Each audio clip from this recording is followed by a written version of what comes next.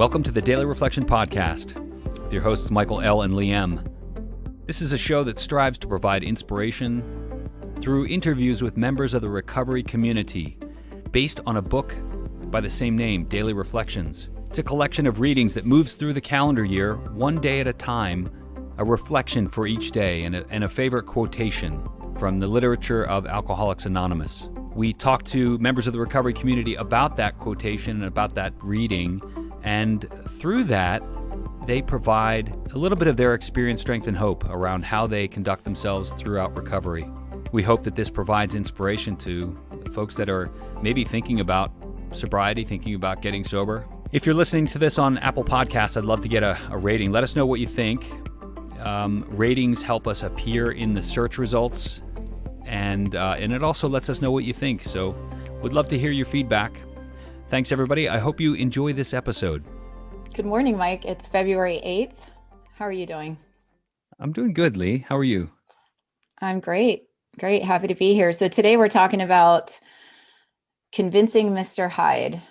Oh, this is a good one. Yeah, this is a good one. You want to read it for us? Yeah, sure thing. Convincing Mr. Hyde. Even then, as we hew away, peace and joy will still elude us. That's the place so many of us AA oldsters have come to. And it's a hell of a spot, literally. How shall our unconscious, from which so many of our fears, compulsions, and phony aspirations will still stream, be brought into line with what we actually believe, know, and want?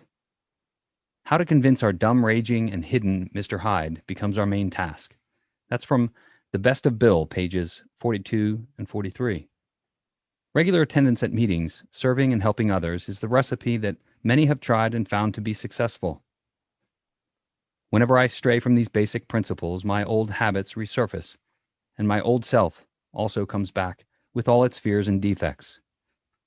The ultimate goal of each AA member is permanent sobriety, achieved one day at a time.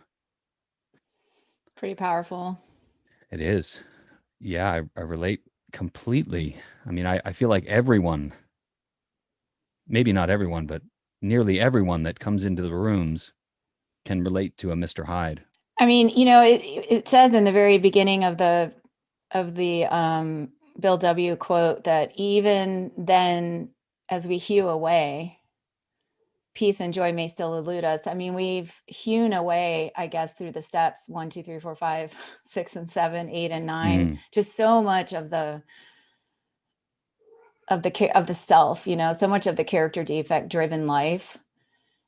And we find just this sense of kind of peace and serenity and a new way of living that just in and of itself kind of means that we don't have to deal with all those kind of negative feelings most of the time, but we still are human.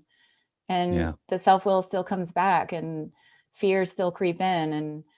And that's what he's talking about here. To me, anyway, that's what it says to me, is that, this is the recovery life. It's never going to be perfect all the time.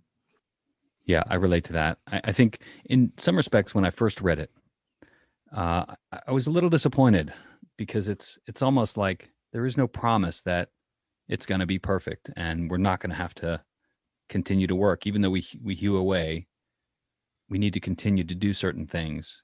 And I think the good news in the reflection, in the latter half of the reflection, is that, look, simple attendance at meetings, serving and helping others, these are elements in the recipe that can help us be successful in convincing our dumb, raging, and hidden Mr. Hyde, right? I think this is all part of the unpeeling of the onion. We do a big chunk of it in our first go through of the steps, but then as we move through our recovery life, and as we do 10 and 11 and 12, 10 and 11 and 12, I mean, we're going to uncover stuff's going to come up and new experiences are going to come our way. And, are we going to feel some pain and some fear? Yeah. But the promise is, as you said, that, if we just pick up the tools, if we just keep coming back, if we just keep praying, keep turning it over, keep helping others, we're going to move through it. Give us an example. Do you have one? Yeah, I do. I was all pissed off. I was all pissed off because the gym was closed. How about that one? That hurt a little bit. I'm sorry. What I I just was said, though. or the fact that the gym was closed. Both. It's spot on though, Lee. I feel seen in the moment. Today was a rough day.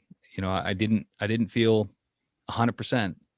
For me, it feels like my mental state follows my physical state, and if I'm not able to get to the gym and do some physical exercise, I seem to struggle with a lot of the non-physical tasks in my life.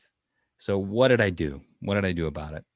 Well, I was able to get outdoors. I wasn't able to get to the gym, but I was able to get a quick run in, and then I had some fellowship.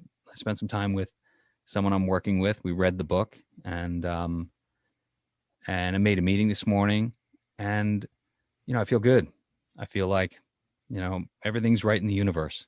If I put these things first and stop thinking of my own selfish needs and desires, I feel a lot better. Yeah, it's such a good example. I mean, essentially, we have a daily reprieve based on the maintenance of our spiritual condition. And so that's what this reflection is telling us. We just need to maintain our spiritual condition, and we know how to do it. And when it gets tough, we just go back to basics. It's that simple Yeah. as that. Thanks for Yeah. sharing that. Yeah. And the great thing is, like, look, folks, there are meetings. There are people out there that want to hear from you.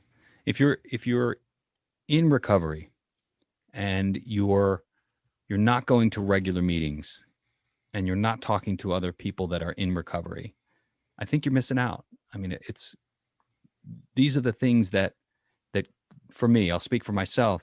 These are the things that keep me on track and remind me that I'm not alone. And I think just like these other people, when I'm out there in the world, I work with a bunch of amazing people. These are super bright people, and they don't seem to suffer from the same, thinking that I suffer from.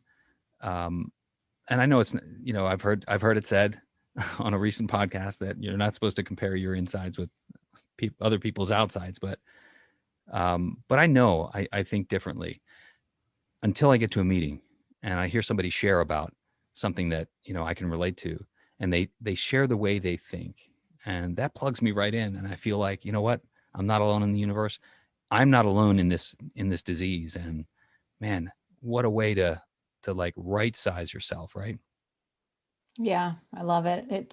It's just, this is the step. I mean, we're talking about step 2, obviously. We can always come back and take this step. I mean, came to believe that a power greater than myself would restore me to sanity, or will restore me to sanity. And so no matter how bad I feel, I can sit and stop and think, this is temporary. This is going to pass. I will be restored to sanity. All I need to do is make a call, go to a meeting, read the literature, pray and ask Mm, God for help. I mean, it's beautiful. so powerful. And one other piece of advice, if that's not working, if those things aren't working, and I'd be surprised if they're not, maybe take a step backwards and look at step 1, because step 1 tells me that I'm an alcoholic. I have this thing, and if I have it, uh, whether or not I have it, my life is unmanageable. I mean, I have to admit that. And once I go back to step 1, if I'm getting all the way back to step 1 and looking at how unmanageable my life is, then I feel like I'm ready to go forward and into step 2 Hmm. and turning my life and my will over. Love that. So, anything else you want to tell the audience before we wrap, Lee? I don't know. I guess just everything's temporary. Yeah. Just keep coming back. Don't drink today, no matter what. Yep. Pick up the phone, pick up the book, go to a meeting, ask God to carry you through the next moment, and all is well. All is well in this moment. Thanks for listening, everyone. Hope you enjoyed the show. Join in the conversation over at facebook.com/groups/Daily Reflection Podcast. You can find our blog where we write about recovery at blog.dailyreflectionpodcast.com. And we're on Twitter @DailyReflector. Thanks. Have a great day.